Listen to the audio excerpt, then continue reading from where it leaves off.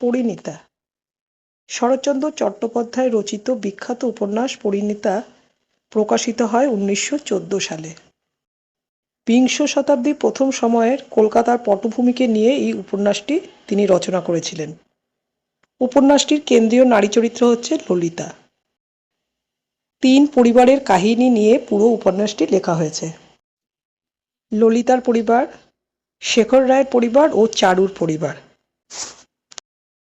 নমস্কার, বর্ণালী কথিকায় আপনাদের সকলকে স্বাগত। আশা করি আপনারা সবাই ভালো আছেন, সুস্থ আছেন। এখন আমি পড়ে শোনাব পরিণীতা উপন্যাসটির প্রথম পর্ব। শক্তিশীল বুকে পড়িবার সময় লক্ষণের মুখের ভাব নিশ্চয়ই খুব খারাপ হইয়া গিয়াছিল, কিন্তু গুরুচরণের চেহারাটা বোধ করি তার চেয়েও মন্দ দেখাইল। যখন প্রত্যুষেই অন্তঃপুর হইতে সংবাদ পৌঁছিল গৃহিণী এইমাত্র নির্বিঘ্নে পঞ্চম কন্যার জন্মদান করিয়াছেন।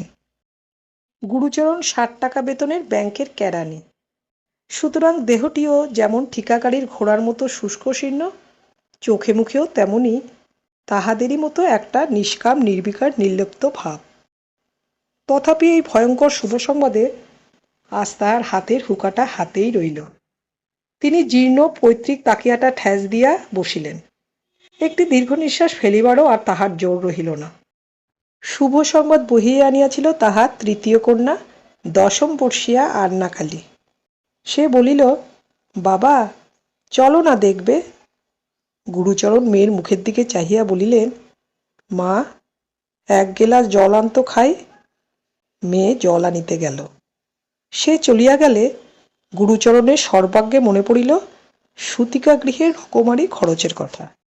তারপরে ভিড়ের দিনে স্টেশনে গাড়ি আসিলে দৌড় খোলা পাইলে 3rd ক্লাসের যাত্রীরা পোটলা পুটলি লইয়া পাগলের মতো যেভাবে লোকজনকে দলিতপিষ্ট করিয়া ঝাঁপাইয়া আসিতে থাকে, তেমনি মারমার শব্দ করিয়া তাহার মগজের মধ্যে দুশ্চিন্তা রাশি হু হু করিয়া ঢুকিতে লাগিল। মনে পড়িল গত বৎসর তাহার দ্বিতীয়া কন্যার শুভ বিবাহে বউবাজারের এই দ্বিতল ভদ্রাসনটুকু বাঁধা পড়িয়াছে এবং তাহারও 6 মাসের সুদ বাকি। দুর্গাপূজার আর মাসখানেক মাত্র বিলম্ব আছে। মেজমের ওখানে তত্ত্ব পাঠাইতে হইবে। অফিসে কাল রাত্রি 8টা পর্যন্ত ডেবিট ক্রেডিট মিলে নাই। আজ বেলা 12টার মধ্যে বিলাতে হিসাব পাঠাইতে হইবে। কাল বড় সাহেব হুকুম জারি করিয়াছেন, ময়লা বস্ত্র পরিয়া কেহ অফিসে ঢুকিতে পারিবে না, ফাইন হইবে। অথচ গত সপ্তাহ হইতে রজকের সন্ধান মিলিতেছে না। সংসারের অর্ধেক কাপড় চোপড় লইয়া সে বোধ করি নিরুদ্দেশ। গুরুচরণ আর ঠ্যাস দিয়া থাকিতেও পারিলেন না, হুঁকাটা উঁচু করিয়া ধরিয়া এলায়া পড়িলেন। মনে মনে বলিলেন, ভগবান, এই কলিকাতা শহরে প্রতিদিন কত লোক গাড়ি ঘোড়া চাপা পড়িয়া অপঘাতে মরে, তারা কি আমার চেয়েও তোমার পায়ে বেশি অপরাধী? দয়াময়, তোমার দয়ায় একটা ভারী মোটর গাড়ি যদি বুকের উপর দিয়া চলিয়া যায়। আন্নাকালী জল আনিয়া বলিল, বাবা ওঠো, জল এনেছি। গুরুচরণ উঠিয়া সমস্তটুকু এক নিঃশ্বাসে পান করিয়া ফেলিয়া বলিলেন, আহ, যা মা, গেলাসটা নিয়ে যা। সে চলিয়া গেলে গুরুচরণ আবার শুইয়া পড়িলেন। ললিতা ঘরে ঢুকিয়া বলিল, মামা চা এনেছি, ওঠো। চায়ের নামে গুরুচরণ আর একবার উঠিয়া বসিলেন। ললিতার মুখের পানে চাহিয়া তাহার অর্ধেক জ্বালা যেন নিবিয়া গেল। বলিলেন, সারা রাত জেগে আছিস মা, আয় আমার কাছে এসে একবার বস। ললিতা সলজ্জ হাসে কাছে বসিয়া বলিল, আমি রাত্রিরে জাগিনি মামা। এই জীর্ণশীর্ণ গুরুভারগ্রস্ত অকালবৃদ্ধ মাতুলের হৃদয়ের প্রচ্ছন্ন সুগভীর ব্যথাটা তার চেয়ে বেশি এ সংসারে আর কেহ অনুভব করিত না। গুরুচরণ বলিলেন, তা হোক, আয় আমার কাছে আয়। ললিতা কাছে আসিয়া বসিতেই গুরুচরণ তাহার মাথায় হাত দিয়া সহসা বলিয়া উঠিলেন, আমার এই মাটিকে যদি রাজার ঘরে দিতে পারতুম, তবেই জানতুম একটা কাজ করলুম। ললিতা মাথা হেঁট করিয়া চা ঢালিতে লাগিল। তিনি বলিতে লাগিলেন, হাঁ মা, তোর দুঃখী মামার ঘরে এসে দিনরাত্রি খাটতে হয় না? ললিতা মাথা নাড়িয়া বলিল, দিবারাত্রি খাটতে হবে কেন মামা? সবাই কাজ করে, আমিও করি। এইবার গুরুচরণ হাসিলেন। চা খাইতে খাইতে বলিলেন, হ্যাঁ ললিতা, আজ তবে রান্নাবান্নার কি হবে মা? ললিতা মুখ তুলিয়া বলিল, কেন মামা, আমি রাঁধব যে? গুরুচরণ বিস্ময় প্রকাশ করিয়া জিজ্ঞাসা করিলেন, তুই রাঁধবি কি মা? রাঁধতে কি তুই জানিস? জানি মামা, আমি মামিমার কাছে সব শিখে নিয়েছি। গুরুচরণ চায়ের বাটিটা নামায়া ধরিয়া বলিলেন, সত্যি? সত্যি। মামিমা দেখিয়ে দেন, আমি কতদিন রাঁধি যে, বলিয়াই মুখ নিচু করিল। তাহার অনত মাথার উপর হাত রাখিয়া গুরুচরণ নিঃশব্দে আশীর্বাদ করিলেন। তাহার একটা গুরুতর দুর্ভাবনা দূর হইল। এই ঘরটি গলির উপরেই। চা পান করিতে করিতে জানালার বাহিরে দৃষ্টি পড়ায় গুরুচরণ চেঁচাইয়া ডাকিয়া উঠিলেন, শেখর নাকি? শোনো শোনো। একজন দীর্ঘায়তন বলিষ্ঠ সুন্দর যুবা ঘরে প্রবেশ করিল। গুরুচরণ বলিলেন, বসো, আজ সকালে তোমার খুড়িমার কাণ্ডটা শুনেছ বোধ হয়? শেখর মৃদু হাসিয়া বলিল, কাণ্ড আর কি, মেয়ে হয়েছে তাই? গুরুচরণ একটা নিঃশ্বাস ফেলিয়া বলিলেন, তুমি তো বলবে তাই, কিন্তু তাই যে কি সে শুধু আমিই জানি। শেখর কহিল, ওরকম বলবেন না কাকা, খুড়িমা শুনলে বড় কষ্ট পাবেন। তাছাড়া ভগবান যাকে পাঠিয়েছেন তাকে আদর আহ্লাদ করে ডেকে নেওয়া উচিত। গুরুচরণ মুহূর্তকাল মৌন থাকিয়া বলিলেন, আদর আহ্লাদ করা উচিত, সে আমিও জানি, কিন্তু বাবা, ভগবানও তো সুবিচার করেন না। আমি গরিব, আমার ঘরে এত কেন? এই বাড়িটুকু পর্যন্ত তোমার বাপের কাছে বাধা পড়েছে, তা পড়ুক, সেজন্য দুঃখ করি নে শেখর। কিন্তু এই হাতে হাতেই দেখো না বাবা, এই যে আমার ললিতা, মা বাপ মরা সোনার পুতুল, একে শুধু রাজার ঘরেই মানায়। কি করে একে প্রাণ ধরে যাত্রার হাতে তুলে দিই বলো তো? রাজার মুকুটে যে কোহিনূর জ্বলে, তেমনি কোহিনূর রাশিকৃত করে আমার এই মাটিকে ওজন করলেও দাম হয় না। কিন্তু কে তা বুঝবে? পয়সার অভাবে এমন রত্নকেও আমাকে বিলিয়ে দিতে হবে। বলো দেখি বাবা, সে সময় কী রকম শেল বুকে বাজবে? 13 বছর বয়স হলো, কিন্তু হাতে আমার এখন 13টা পয়সা নেই যে একটা সম্বন্ধ পর্যন্ত স্থির করি। গুরুচরণের দুই চোখ অশ্রুপূর্ণ হইয়া উঠিল। শেখর চুপ করিয়া রহিল। গুরুচরণ পুনরায় কহিলেন, শেখরনাথ, দেখো তো বাবা, তোমার বন্ধু বান্ধবের মধ্যে যদি এই মেয়েটার কোনো গতি করে দিতে পারো। আজকাল অনেক ছেলে শুনেছি টাকা কড়ির দিকে চেয়েও দেখে না, শুধু মেয়ে দেখেই পছন্দ করে। তেমনই যদি দৈবাৎ একটা মিলে যায়, তাহলে বলছি আমি শেখর, আমার আশীর্বাদে তুমি রাজা হবে। আর কি বলবো বাবা, এ পাড়ায় তোমাদের আশ্রয়ে আমি আছি, তোমার বাবা আমাকে ছোট ভাইয়ের মতোই দেখেন। শেখর মাথা নাড়িয়া বলিল, আচ্ছা, তা দেখব। গুরুচরণ বলিলেন, ভুলো না বাবা, দেখো, ললিতা তো 8 বছর বয়স থেকে তোমাদের কাছে লেখাপড়া শিখে মানুষ হচ্ছে, তুমি তো দেখতে পাচ্ছ ও কেমন বুদ্ধিমতী, কেমন শিষ্টশান্ত। এক ফোঁটা মেয়ে, আজ থেকে ওই আমাদের রাধা ভাড়া করবে, দেবে থবে সমস্তই এখন ওর মাথায়। এই সময় ললিতা একটিবার চোখ তুলিয়াই নামায়া ফেলিল। তাহার ওষ্ঠাধারের উভয় প্রান্ত ঈষৎ প্রসারিত হইল মাত্র। গুরুচরণ একটা নিঃশ্বাস ফেলিয়া বলিলেন, ওর বাপই কি কিছু কম রোজগার করেছে? কিন্তু সমস্তই এমন করে দান করে গেল যে এই একটা মেয়ের জন্য কিছু রেখে গেল না। শেখর চুপ করিয়া রহিল। গুরুচরণ নিজেই আবার বলিয়া উঠিলেন, আর রেখে গেল নাই বা বলি কি করে? সে যত লোকের যত দুঃখ ঘুচিয়েছে, তার সমস্ত ফলটুকুই আমার এই মাটিকে দিয়ে গেছে। তা নইলে কি এতটুকু মেয়ে এমন অন্নপূর্ণা হতে পারে? তুমিই বলো না শেখর, সত্যি কি না? শেখর হাসিতে লাগিল, জবাব দিল না। সে উঠিবার উপক্রম করিতেই গুরুচরণ জিজ্ঞাসা করিয়া উঠিলেন, এমন সকালেই কোথায় যাচ্ছ? শেখর বলিল, ব্যারিস্টারের বাড়ি, একটা কেস আছে। বলিয়া উঠিয়া দাঁড়াতেই গুরুচরণ আরেকবার স্মরণ করাইয়া বলিলেন, কথাটা একটু মনে রেখো বাবা, ও একটু শ্যামবর্ণ বটে, কিন্তু চোখ মুখ এমন হাসি, এত দয়া মায়া পৃথিবী খুঁজে বেড়ালেও কেউ পাবে না। শেখর মাথা নাড়িয়া হাসি মুখে বাইর হইয়া গেল। এই ছেলেটির বয়স 25-26। এম.এ পাশ করিয়া এতদিন শিক্ষানবিশি করিতেছিল। গত বৎসর হইতে অ্যাটর্নি হইয়াছে। তাহার পিতা নবীন রায় গুড়ের কারবারে লক্ষপতি হইয়া কয়েক বৎসর হইতে ব্যবসা ছাড়িয়া দিয়া ঘরে বসিয়া তেজারতি করিতেছিলেন। বড় ছেলে অবিনাশ উকিল, ছোট ছেলে এই শেখরনাথ।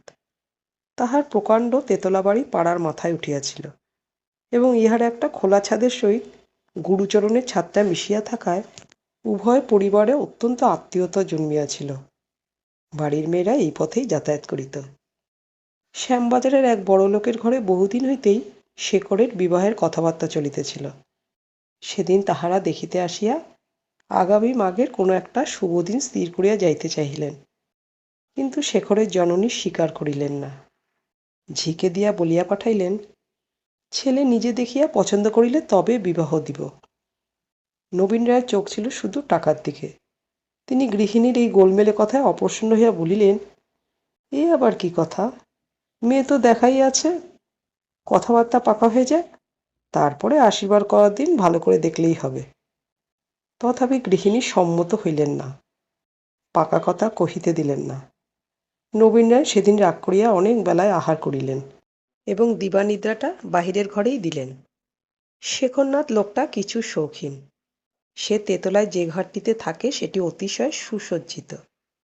দিন 5-6 পরে একদিন অপরাহ্নবেলায় সে সেই ঘরের বড় আয়নার সম্মুখে দাঁড়াইয়া মেয়ে দেখিতে যাইবার জন্য প্রস্তুত হইতেছিল। ললিতা ঘরে ঢুকিল। ক্ষণকাল নিঃশব্দে চাহিয়া থাকিয়া জিজ্ঞাসা করিল, বউ দেখতে যাবে না?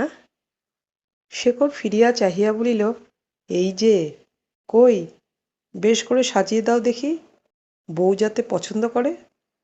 ললিতা হাসিল, বলিল, এখন তো আমার সময় নেই শেখরদা, আমি টাকা নিতে এসেছি। বলিয়া বালিশের তলা হইতে চাবি লইয়া একটা দেরাজ খুলিয়া গড়িয়া গড়িয়া গুটি কয়েক টাকা আঁচলে বাঁধিয়া লইয়া যেন কতকটা নিজের মনেই বলিল, টাকা তো দরকার হলেই নিয়ে যাচ্ছি, কিন্তু এ শোধ হবে কি করে? শেখর চুলের এক পাশ বুরুজ দিয়া সযত্নে উপরের দিকে তুলিয়া দিয়া ফিরিয়া দাঁড়াইয়া বলিল, শোধ হবে না হচ্ছে? ললিতা বুঝিতে পারিল না, চাহিয়া রহিল। শেখর বলিল, চেয়ে রইলে, বুঝতে পারলে না? ললিতা মাথা নাড়িয়া বলিল, না। আরও একটু বড় হও, তখন বুঝতে পারবে, বলিয়া শেখর জুতা পায়ে দিয়া বাইর হইয়া গেল। রাত্রে শেখর একটা কোচের উপর চুপ করিয়া শুইয়াছিল। মা আসিয়া ঘরে ঢুকিলেন। সে তাড়াতাড়ি উঠিয়া বসিল। মা একটা চৌকির উপর বসিয়া পড়িয়া বলিলেন, মেয়ে কিরকম দেখে এলি রে? শেখর মায়ের মুখের দিকে চাইয়া হাসিয়া বলিল, বেশ।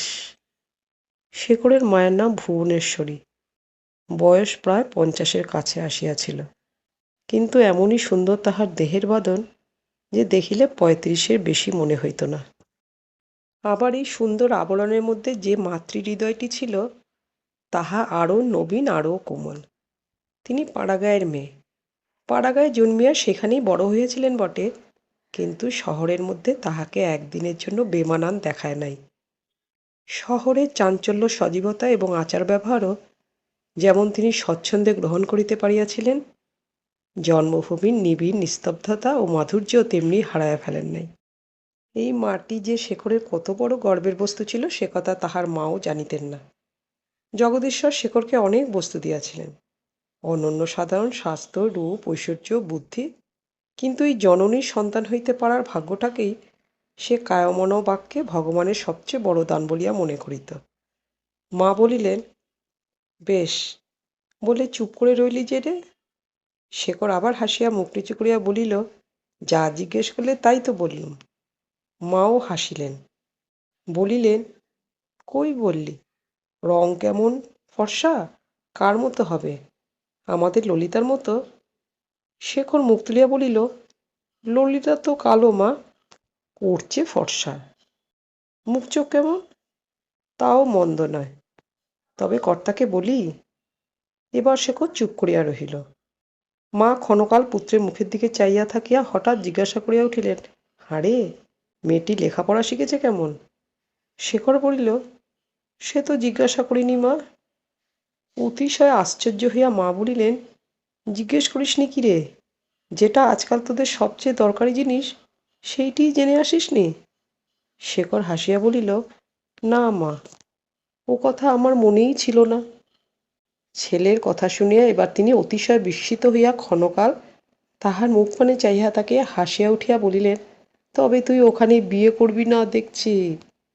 শেখর কি একটা বলিতে যাইতেছিল, কিন্তু এই সময় ললিতাকে ঘরে ঢুকিতে দেখিয়া চুপ করিয়া গেল। ললিতা ধীরে ধীরে ভুবনেশ্বরীর পিছনে আসিয়া দাঁড়াইল। তিনি বাঁ হাত দিয়া তাহাকে সুমুখের দিকে টানিয়া আনিয়া বলিলেন, কি মা? ললিতা চুপি চুপি বলিল, কিচ্ছু না মা। ললিতা পূর্বে ইহাকে মাসিমা বলিত, কিন্তু তিনি নিষেধ করিয়া দিয়া বলিয়াছিলেন, তোর আমি তো মাসি হইনে ললিতে। তখন হইতে সে মা বলিয়া ডাকিত। ভুবনেশ্বরী তাহাকে বুকের আরো কাছে টানিয়া লইয়া আদর করিয়া বলিলেন, কিচ্ছু না, তবে বুঝি আমাকে শুধু একবার দেখতে এসেছিস? ললিতা চুপ করিয়া রহিল। শেখর কহিল, দেখতে এসেছে, রাঁধবে কখন? মা বলিলেন, রাঁধবে কেন? শেখর আশ্চর্য হইয়া জিজ্ঞাসা করিল, কে তবে ওদের রাঁধবে মা?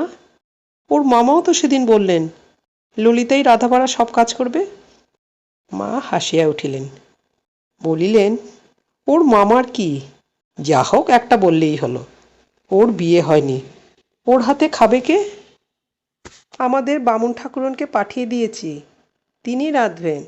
বড় বৌমা আমাদের রান্নাবান্না করছেন, আমি দুপুরবেলা ওদের বাড়িতেই আজকাল খাই। শেখর বুঝিল মা এই দুঃখী পরিবারের গুরুবার হাতে তুলিয়া লইয়াছেন। সে একটা তৃপ্তির নিঃশ্বাস ফেলিয়া চুপ করিল। মাসখানেক পরে একদিন সন্ধ্যার পর শেখর নিজের ঘরে কোচের উপর কাত হইয়া একখানি ইংরেজি নোবেল পড়িতেছিল। বেশ মন লাগিয়া গিয়াছিল। এমন সময় ললিতা ঘরে ঢুকিয়া বালিশের তলা হইতে চাবি লইয়া শব্দ সাড়া করিয়া দেরাজ খুলিতে লাগিল। শেখর বই হইতে মুখ না তুলিয়াই বলিল, কি? ললিতা বলিল, টাকা নিচ্ছি। হুম, বলিয়া শেখর পড়িতে লাগিল। ললিতা আঁচলে টাকা বাঁধিয়া উঠিয়া দাঁড়াইল। আজ সে সাজিয়া গুজিয়া আসিয়াছিল। তাহার ইচ্ছা শেখর চাহিয়া দেখে। কহিল, 10 টাকা নিলুম শেখরদা। শেখর আচ্ছা বলিল, কিন্তু চাহিয়া দেখিল না। অগত্যা সে এটা ওটা নাড়িতে লাগিল, মিছামিছি দেরি করিতে লাগিল, কিন্তু কিছুতেই কোনো ফল হইল না। তখন ধীরে ধীরে বাইর হইয়া গেল, কিন্তু গেলেই তো চলে না, আবার তাকে ফিরিয়া আসিয়া দোরগড়ায় দাঁড়াইতে হইল। আজ তাহারা থিয়েটার দেখিতে যাইবে। শেখরের বিনা হুকুমে সে যে কোথাও যাইতে পারে না, ইহা সে জানিত। কেহই তাহাকে ইহা বলিয়া দেয় নাই, কিংবা কেন কি জন্য এসব তর্ক কোনোদিনও মনে উঠে নাই। কিন্তু জীবমাত্রেরই যে একটা স্বাভাবিক সহজ বুদ্ধি আছে, সেই বুদ্ধি তাহাকে শিখাইয়া দিয়াছিল, অপরে যাহা ইচ্ছা করিতে পারে, যেখানে খুশি যাইতে পারে, কিন্তু সে পারে না। সে স্বাধীনও নয় এবং মামা মামির অনুমতি তাহার পক্ষে যথেষ্ট নয়। সে দ্বারের অন্তরালে দাঁড়ায়া আস্তে আস্তে বলিল, আমরা যে থিয়েটার দেখতে যাচ্ছি। তাহার মৃদুকণ্ঠ শেখরের কানে গেল না। সে জবাব দিল না। ললিতা তখন আরও একটু গলা চড়াইয়া বলিল, সবাই আমার জন্য দাঁড়িয়ে রয়েছে যে। এবার শেখর শুনিতে পাইল। বইখানা একপাশে নামায় রাখিয়া জিজ্ঞাসা করিল, কি হয়েছে? ললিতা একটুখানি রুষ্টভাবে বলিল, এতক্ষণে বুঝি কানে গেল? আমরা থিয়েটারই যাচ্ছি যে। শেখর বলিল, আমরা কারা? আমি, আন্নাকালী, চারুবালা, তার মামা। মামাটি কে? ললিতা বলিল, তার নাম গিরিনবাবু। 5-6 দিন হলো মুঙ্গেরের বাড়ি থেকে এসেছেন, এখানে বিয়ে পড়বেন। বেশ লোক সে। বাহ, নাম ধাম পেশা এই যে দিব্যি আলাপ হয়ে গেছে দেখছি। তাতেই 4-5 দিন মাথার টিকিটি পর্যন্ত দেখতে পাইনি। তাস খেলা হচ্ছিল বোধ করি। হঠাৎ শেখরের কথা বলার ধরন দেখিয়া ললিতা ভয় পাইয়া গেল। সে মনেও করে নাই এরূপ একটা প্রশ্নও উঠিতে পারে। সে চুপ করিয়া রহিল। শেখর বলিল, এ কদিন খুব তাস চলছিল না? ললিতা ঢোক গিলিয়া মৃদুস্বরে কহিল, চারু বললে যে। চারু বললে? কি বললে? বলিয়া শেখর মাথা তুলিয়া একবার চাহিয়া দেখিয়া কহিল, একেবারে কাপড় পরে তৈরি হয়ে আসা হয়েছে। আচ্ছা যাও। ললিতা গেল না, সেইখানেই চুপ করিয়া দাঁড়ায় রহিল। পাশের বাড়ির চারুবালা তাহার সমবয়সী এবং সই, তাহারা ব্রাহ্মণ। শেখর ওই গিরিনকে ছাড়া তাহাদের সকলকেই চিনিত। গিরিন 5-7 বছর পূর্বে কিছুদিনের জন্য একবার এদিকে আসিয়াছিল। এতদিন বাঁকিপুরে পড়িত, কলিকাতায় আসিবার প্রয়োজনও হয় নাই, আসেও নাই, তাই শেখর তাহাকে চিনিত না। ললিতা তথাপি দাঁড়ায় আছে দেখিয়া বলিল, মিছে দাঁড়িয়ে রইলে কেন, যাও। বলিয়া মুখের সম্মুখেই বই তুলিয়া লইল। মিনিট 5 চুপ করিয়া থাকার পরে ললিতা আবার আস্তে আস্তে জিজ্ঞাসা করিল, যাব? যেতেই তো বললুম ললিতা। শেখরের ভাব দেখিয়া ললিতা থিয়েটার দেখিবার স্বাদ লোপ পাইল, কিন্তু তাহার না গেলেও যে নয়। কথা হইয়াছিল সে অর্ধেক খরচ দিবে এবং চারুর মামা অর্ধেক দিবে। চারুদের ওখানে সকলেই তাহার জন্য অধীর হইয়া অপেক্ষা করিতেছে এবং যত বিলম্ব হইতেছে তাহাদের অধৈর্য তত বাড়িতেছে। ইহা সে চোখের উপর দেখিতে লাগিল, কিন্তু উপায়ও খুঁজিয়া পাইল না। অনুমতি না পাইয়া যাইবে এত সহজ তাহার ছিল না। আবার মিনিট 2-3 নিঃশব্দ থাকিয়া বলিল, শুধু আজকের দিনটি, যাব? তোর বইটা একপাশে ফেলিয়া দিয়া ধমকাইয়া উঠিল, বিরক্ত করো না ললিতা, যেতে ইচ্ছায় যাও, ভালো মন্দ বোঝবার তোমার যথেষ্ট বয়স হয়েছে। ললিতা চমকিয়া উঠিল। শেখরের কাছে বকুনি খাওয়া তাহার নতুন নহে, অভ্যাস ছিল বটে, কিন্তু 2-3 বছরের মধ্যে এরকম শুনে নাই। ওদিকে বন্ধুরা অপেক্ষা করিয়া আছে, সেও কাপড় পরিয়া প্রস্তুত হইয়াছে। ইতিমধ্যে টাকা আনিতে আসিয়া এই বিপত্তি ঘটিয়াছে। এখন তাহাদের কাছেই বা সে কি বলিবে? কোথাও যাওয়া আসা সম্বন্ধে আজ পর্যন্ত তাহার শেখরের তরফ হইতে অবাধ স্বাধীনতা ছিল। সেই জোরেই সে একেবারে কাপড় পরিয়া সাজিয়া আসিয়াছিল। এখন শুধু যে সেই স্বাধীনতায় এমন রূঢ়ভাবে খর্ব হইয়া গেল তাহা নহে। যে জন্য হইল সে কারণটা যে কত বড় লজ্জার, তাহাই আজ তাহার 13 বছর বয়সে প্রথম উপলব্ধি করিয়া সে মরমে মরিয়া যাইতে লাগিল। অভিমানে চোখ অশ্রুপূর্ণ করিয়া সে আরও মিনিট 5 নিঃশব্দে দাঁড়াইয়া থাকিয়া চোখ মুছিতে মুছিতে চলিয়া গেল। নিজের ঘরে গিয়া ঝিকে দিয়া আন্নাকালীকে ডাকাইয়া আনিয়া তাহার হাতে 10টা টাকা দিয়া কহিল, তোরা আজ যা কালী, আমার বড় অসুখ করেছে, সইকে বলগে আমি যেতে পারবো না। কালী জিজ্ঞাসা করিল, কি অসুখ শেষদি? মাথা ধরেছে, গা বমি বমি করছে, ভারী অসুখ করছে, বলিয়া সে বিছানায় পাশ ফিরিয়া শুইল। তারপর চারু আসিয়া সাদাসাদি করিল, পিড়াপিড়ি করিল, মামিকে দিয়া সুপারিশ করাইল, কিন্তু কিছুতেই তাহাকে রাজি করিতে পারিল না। আন্নাকালী হাতে 10টা টাকা পাইয়া যাইবার জন্য ছটফট করিতেছিল। পাছে এইসব হাঙ্গামায় পড়িয়া যাওয়া না ঘটে, এই ভয়ে সে চারুকে আড়ালে ডাকিয়া টাকা দেখাইয়া বলিল, শেষদির অসুখ করেছে, সে নাই গেল চারুদি, আমাকে টাকা দিয়েছে, এই দেখো, আমরা যাই চলো। চারু বুঝিল আন্নাকালী বয়সে ছোট হলেও বুদ্ধিতে কাহারও খাটো নয়। সে সম্মত হইয়া তাহাকে সঙ্গে করিয়া চলিয়া গেল।